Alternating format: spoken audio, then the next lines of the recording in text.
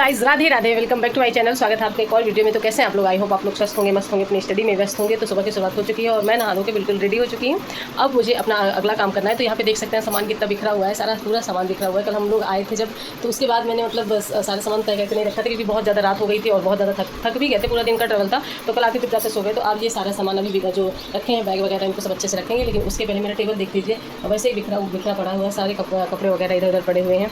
तो अभी अब हम लोग करेंगे क्या, तो अब हमें करना है अपना जो काम है वो ख़त्म करेंगे। और आज मुझे जाना है अपने घर, यानी कि मायके जाना है। तो कर लेते हैं। और अब शुरुआत हो चुकी है शादी की, तो अब चलते हैं। आप लोग ब्लॉग में बने रहिए।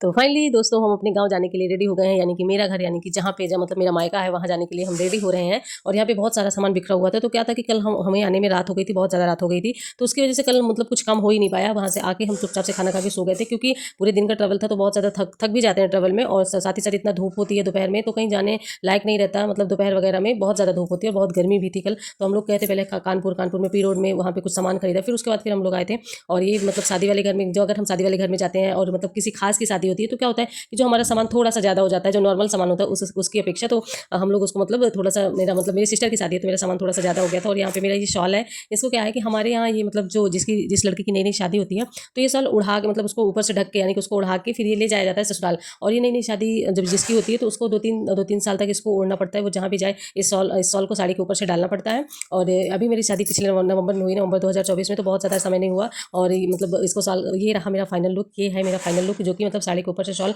ऐसे ही ओढ़ के जाना पड़ता है, चाहे जितनी गर्मी हो या फिर ठंडी हो।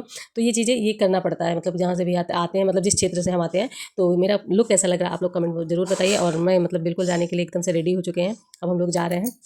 तो यहाँ पे मतलब मौसम थोड़ा सा अच्छा लग रहा था। मतलब मौसम क्या था कि थोड़ा सा बारिश की संभावना थी। तो मुझे लगा था कि चलो एक वीडियो शूट कर लेते हैं। और हम लोग चल दिए हैं घर की ओर। तो मतलब मेरे भैया, मेरे हस्बैंड, मेरी मम्मी है और हम चारों लोग जा रहे हैं। और यहाँ पे देखिए अब क्या है कि हम यहाँ पे ग्रामीण क्षेत्र में क्या होता है कि इस टाइम पे जो फसल होती है वो सब कट चुकी होती है। तो खेत एकदम खाली पड़े होते हैं, बिल्कुल मैदान होता है, खेत बिल्कुल खाली पड़े होते हैं। तो इस टाइम पे अब लगे हाथ, अब जब फसल लगेगी तो वो धान की लगेगी। पहले मतलब उसका धान का बीज बोया जाएगा, फिर उसकी जो मतलब रोपाई करते हैं वो होगा। मतलब पहले उसकी बेड़ तैयार होगी, फिर उसके बाद रोपाई उसकी होगी।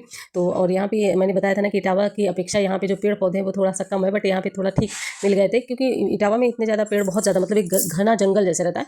हमारे फतेहपुर साइड में ये चीज़ें कम होती हैं। तो हम जा रहे हैं और बहुत ही ज़्यादा गर्मी थी गाइस, लेकिन मतलब ठीक है, ऐसी वगैरह चल रही थी तो ठीक है। और काफ़ी दिन बाद अपने घर जा रही हूँ, तो एक खुशी भी हो रही है। और ज़्यादा मतलब सबसे ज़्यादा खुशी इसकी, एक मेरी सिस्टर की शादी है, तो शादी अटेंड करने जा रहे हैं। तो आपको अब शादी से रिलेटेड डेली ब्लॉग देखने को मिलेंगे, जो मतलब कौन सी रस्में होती हैं हमारे यहाँ, क्या चीज़ होती है। अगर आपको ब्लॉग देखना पसंद है तो आप चैनल को सब्सक्राइब कर लीजिए, क्योंकि अब हमारे यहाँ जो भी रस्में होती हैं, कौन सी रस्में होती हैं, आपको सारी चीज़ें दिखाई जाएंगी। और साथ ही साथ आप लोग अपनी पढ़ाई को मतलब मैनेज करके चलिए। आर का एग्जाम है, वो भी हम लोगों को देना है। और एक चीज़ और बता दूं कि मैंने बताया था, हर वीडियो में बताया था कि मेरी पढ़ाई थोड़ी सी डिस्टर्ब होने वाली है। तो घर की शादी है तो इतना तो बनता है, मतलब काम वगैरह सारी चीज़ें बहुत ज़्यादा होती हैं। तो आप बुक खोल के इस टाइम नहीं बैठ सकते हो शादी वाले घर में। तो फिर मिलते हैं आपसे नेक्स्ट ब्लॉग में। बाय बाय, टेक केयर, जय श्री कृष्णा, राधे राधे।